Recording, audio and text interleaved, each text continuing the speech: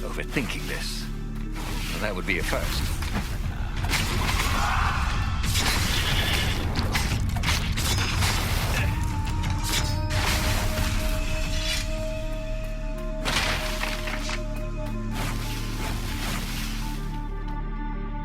Dirty and bloody, Renato finally reached Lupino. The rabbit was practicing his shuffle. Renato recognized the cards. It was Lupino's favorite deck. Oh, I thought you were in danger. I am. The ravens are coming. Oh, the prison thing. Right, yeah, we see this guard owed me 53 ducats, so we made a deal. They're very reasonable people, actually, for weasels. Now, I got a brilliant plan to kidnap Zenobia. We capture Zenobia, we find out what she knows, and that's the whole war right there. Easy peasy, lemon squeezy.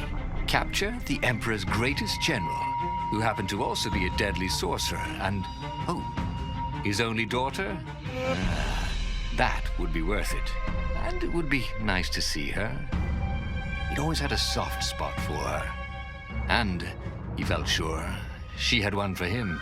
On the other hand, he could still get to the core of the Sky Ripper, even if he couldn't get the whole thing. It must have great power. Zenobia wasn't just the Emperor's daughter, of course. She'd been Renato's best friend in Sword Fu school.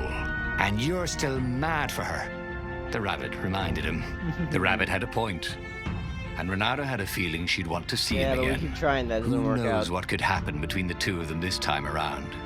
She knows all his plans, chuckled the master spy. She won't give them up easily. She'll tell the interrogators, all right, said Lupino. Taking her would change the game, all right.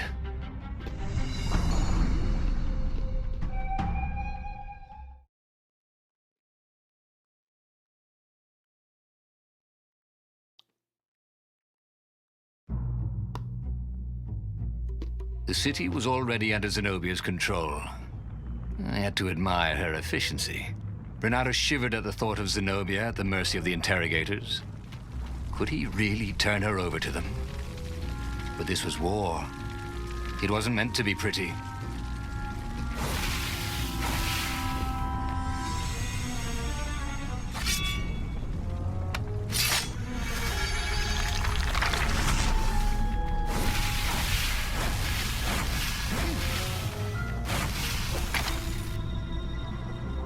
Excuse my crunch, I'm just having some cookies.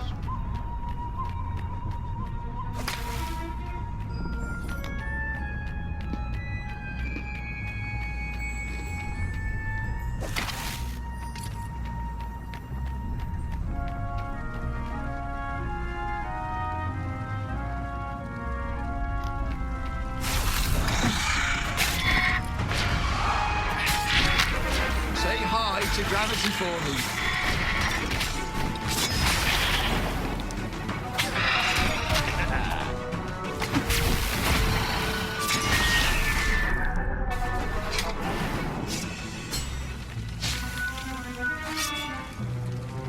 The last one.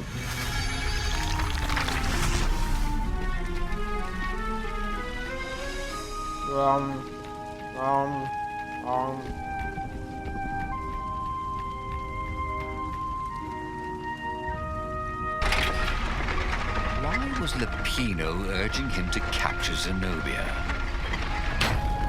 Obviously, it was a trap. But you never knew how Lupino thought. Sometimes his plans were so convoluted they did the exact opposite to what Lupino wanted. Yeah, there must be some way to play on that, Renato thought.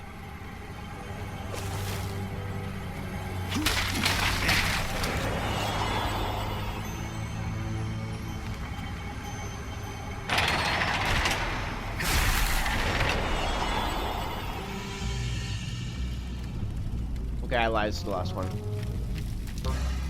So, what's this plan of yours?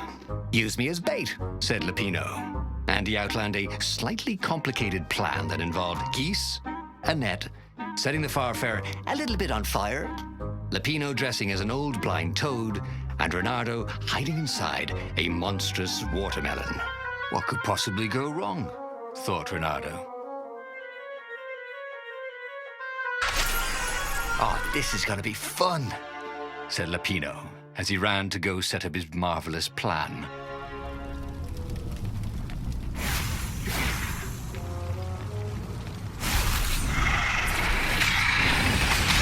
Oh, fuck.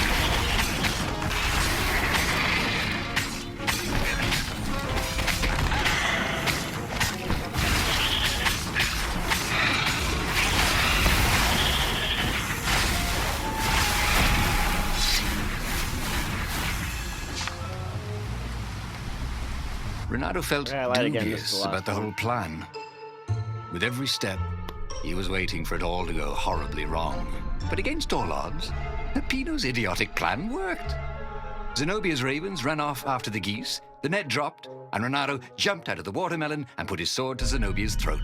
Renato, she said, are those new scars? They look good on you. You never return my velvet jacket. It was my favorite. You look stupid in velvet. Oh, what does an imperial princess know about style?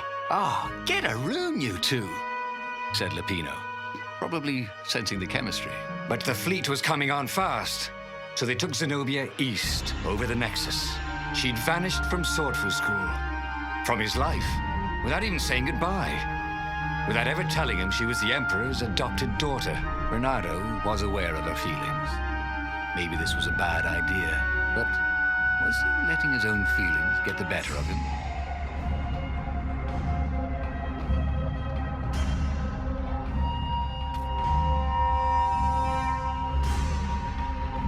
Stick to the plan. Ah, Lapino was right, Renato thought reluctantly. She knows things. She recognized his look. You're taking me to the interrogators, aren't you? She said, wide-eyed. And then she jumped, with horror. Renato saw Zenobia plummeting. Then he saw the Nexus below them. Cats always land on their feet. Ah, she'll head for the Imperial outpost, yelled Lapino. You have to catch her.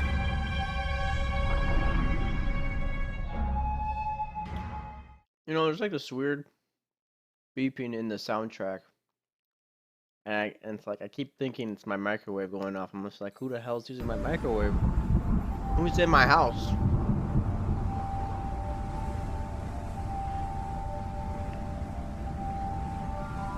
Cats can run faster, but foxes can run longer. If he ran, he could head her off before she reached her minions at the outpost. Well, he did love a good chase.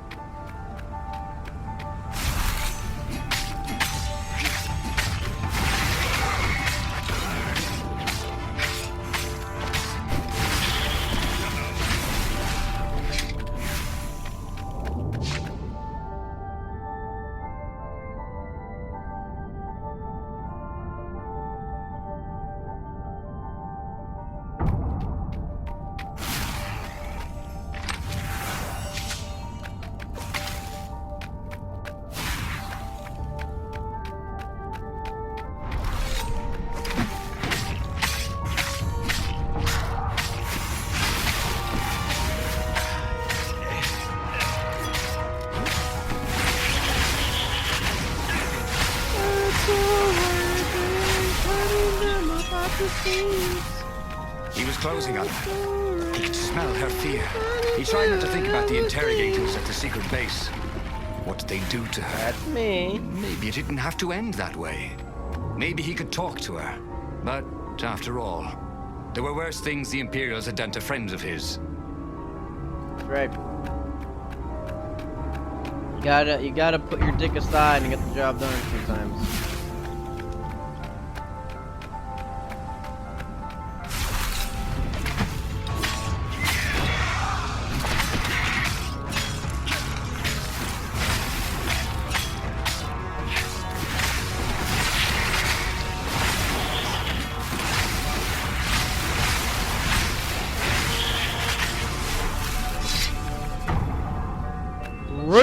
Renato reached the outpost. The Imperials there were no match for him. Soon after, Zenobia limped up the path. When she realized he was already in front of her, she didn't even try to run. Oh, you left without saying goodbye. Again, he said, please. I'm enjoying this a little too much, she said, shaken. Oh, spare us the chit-chat, would you? Said Lapino as he shackled her hands so she couldn't throw spells. She knows all his plans. All the way back to the Farfarer, Lapino nagged Renato about how the interrogators would pry all the intel out of Zenobia. How that would turn the tides in the imminent battle. All they had to do was take her to the rebel secret base.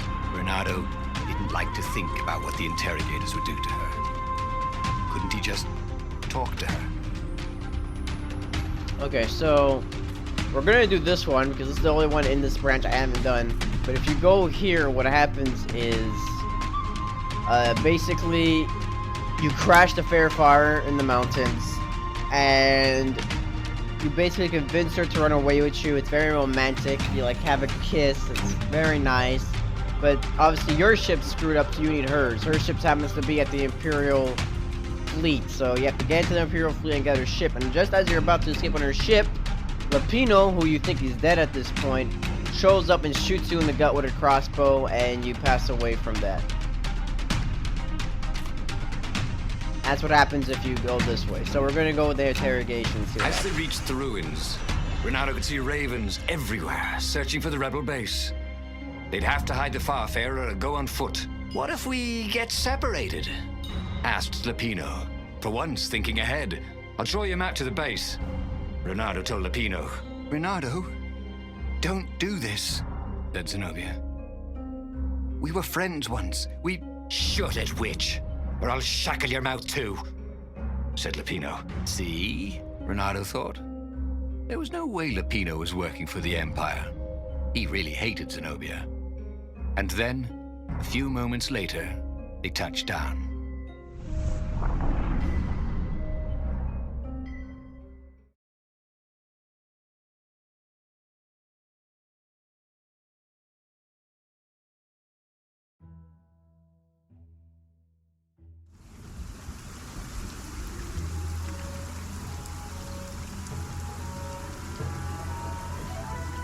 As Lapino pulled Zenobia off the Farfarer.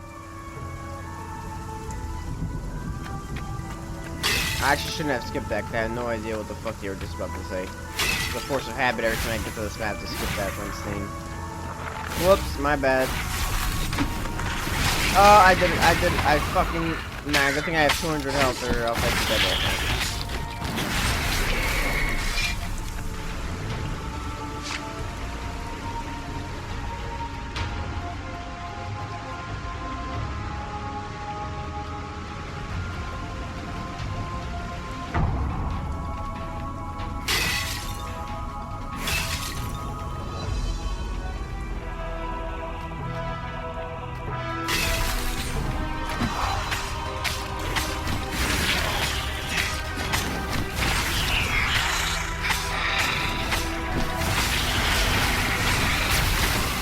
Oh, you did. Renato was walking Zenobia to the rebel secret base, where she would be interrogated. So, why was he feeling so scared?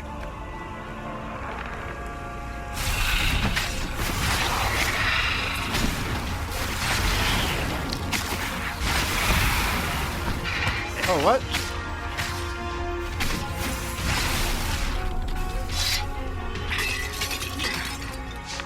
They caught their breath. It's beautiful, she said, looking at the ruins. This used to be the library of Ubar, he said, before your father's ravens smashed it.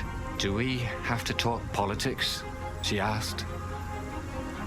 That's not how I want to remember you, she said with an odd, wistful look at her face. She was as beautiful as she'd ever been, and as brave. Lapino huffed. They got back on the trail.